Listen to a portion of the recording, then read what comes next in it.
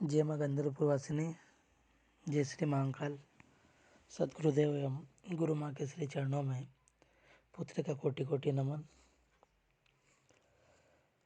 आज हम गुरु आशीर्वाद से मंत्रों को शीघ्र जागृत किस प्रकार से किया जाता है उसके दिव्य रहस्य को जानेंगे। कोई भी मंत्र कब सिद्ध होता है? 1,00,000 बार जप करने पर या कि 108 बार जपने पर ही सिद्ध हो जाता है। तब क्या होता है, यह तो सवाल आपके मन में भी ज़रूर होंगे। तो चलो इन बारे में आपको मैं बताता हूँ, क्योंकि बहुत से लोगों के ये सवाल होते हैं।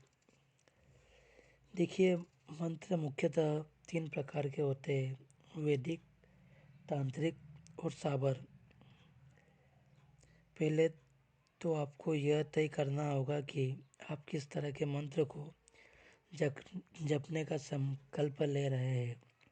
साबर मंत्र बहुत जल्द सिद्ध होते हैं, तांत्रिक मंत्र में थोड़ा समय लगता है और वैदिक मंत्र थोड़ी देर से सिद्ध होते हैं। लेकिन जब वैदिक मंत्र सिद्ध हो जाते हैं और उनका असर भी कभी समाप्त नहीं होता है।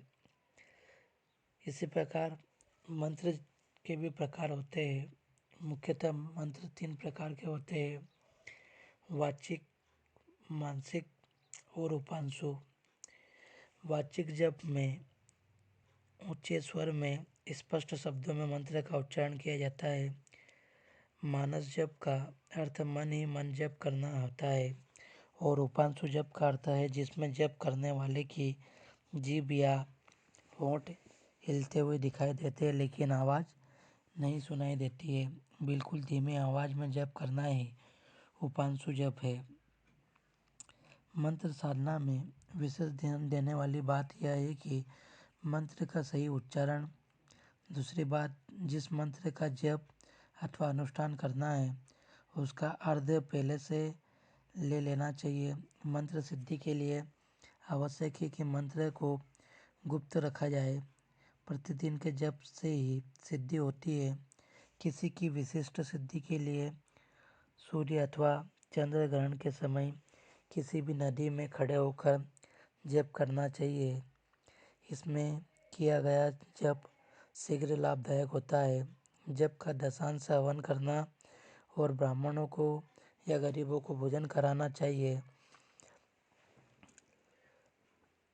मन का तंत्र अर्थात मंत्र को सिद्ध करने के लिए पवित्रता और मंत्र के नियमों का पालन तो करना जरूरी है ही, साथ ही यह समझना भी जरूरी है कि मंत्र को सिद्ध करने का विज्ञान क्या है। मन को एक तंत्र में लाना ही मंत्र होता है। आप इसको इस तरह भी समझ सकते हैं, यदि आपके मन में एक साथ 1,000 विचार चल रहे हैं तो उन सभी को समाप्त करके मात्र एक विचार को ही स्थापित करना ही मंत्र का लक्ष्य होता है। यह लक्ष्य प्राप्त करने के बाद आपका दिमाग एक आयामी और सही दिशा में गति करने वाला होता है। जब ऐसा हो जाता है तो कहते हैं कि मंत्र सिद्ध हो जाता है। ऐसा मंत्र को लगातार जपते रहने से होता है।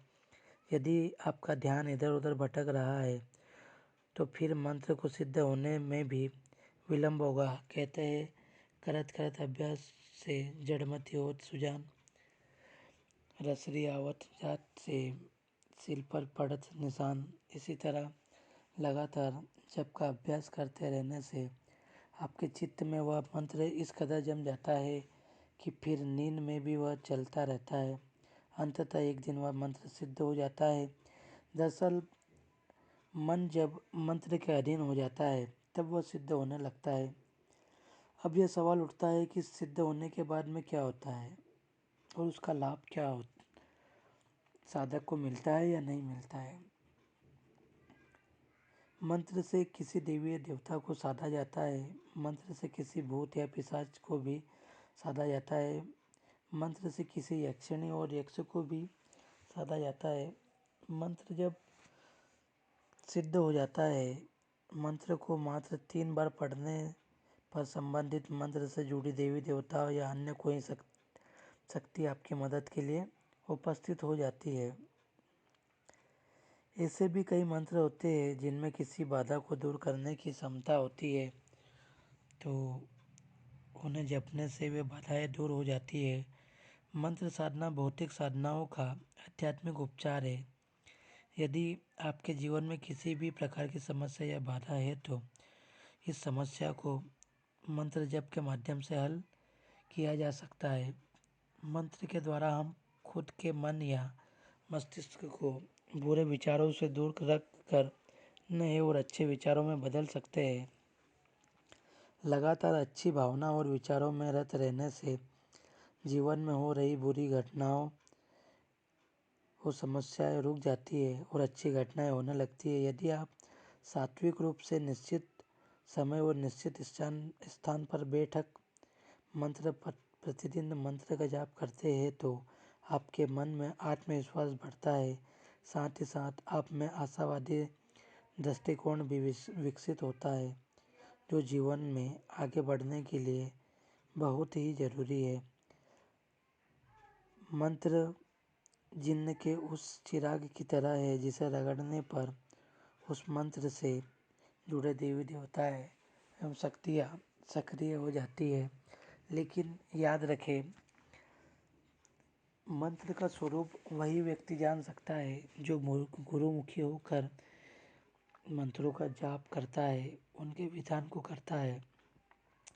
बिना गुरु मार्गी हुए आप किसी भी मंत्रों को अगर करेंगे तो उसकी ऊर्जाओं को आप सहन नहीं कर पाएंगे, क्योंकि मंत्रों जब सिद्ध होते हैं तो मंत्र की ऊर्जा शक्ति भी बढ़ती है और उस ऊर्जा शक्ति को अपने हृदय में किस प्रकार से विराजमान करना है यह सिर्फ और सिर्फ आपको गुरु सानिध्य में ही प्राप्त होता है।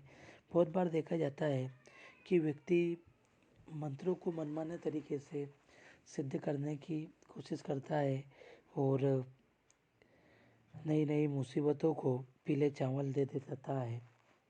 हमेशा मंत्रों को गुरु सानिध्य में ही हमें पूर्ण करना चाहिए, उनको जपना चाहिए, क्योंकि अगर हम मनमाने तरीके से किसी भी शक्ति को प्रसन्न करने की कोशिश करेंगे तो हमें अनेक प्रकार की समस्याओं का सामना करना पड़ेगा। इसीलिए हमेशा गुरुमुखी होकर ही मंत्र साधना करें। जय माँ बगलामुखी, जय श्री महाकाल।